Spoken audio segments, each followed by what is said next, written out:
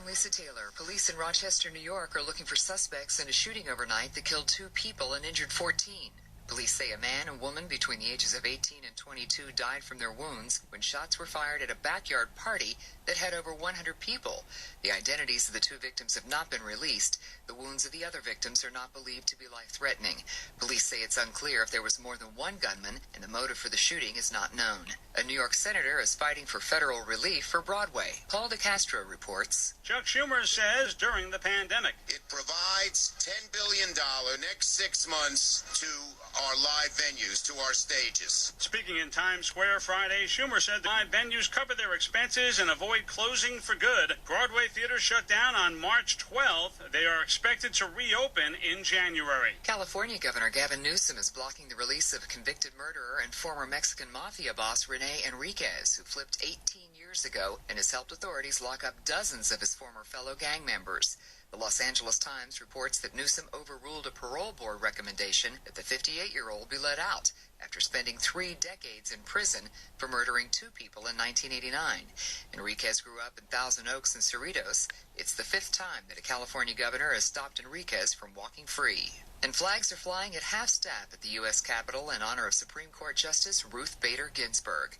After Ginsburg died yesterday at the age of 87, House Speaker Nancy Pelosi issued a statement saying that Justice Ginsburg embodied justice, brilliance, and goodness.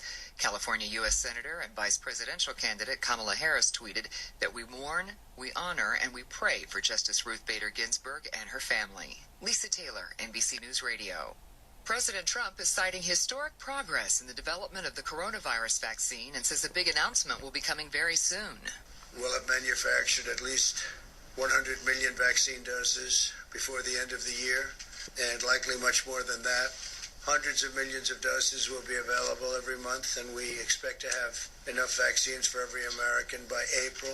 Trump called a White House news conference and said distribution will start almost immediately after a vaccine is approved. He said the vaccine will be safe and effective. There are considerable logistical challenges involving distribution of a vaccine in a nation of more than 300 million people.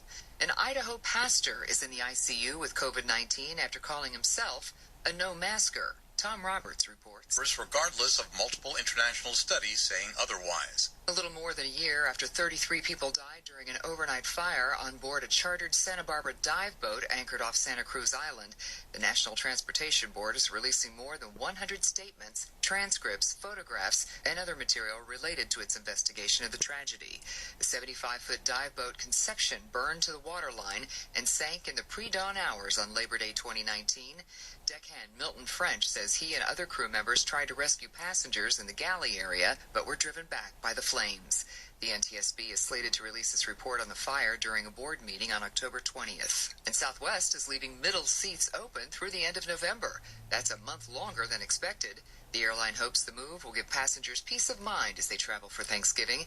Delta is keeping the seats empty until after the holidays, while JetBlue has the ban until October 15th. Lisa Taylor, NBC News Radio.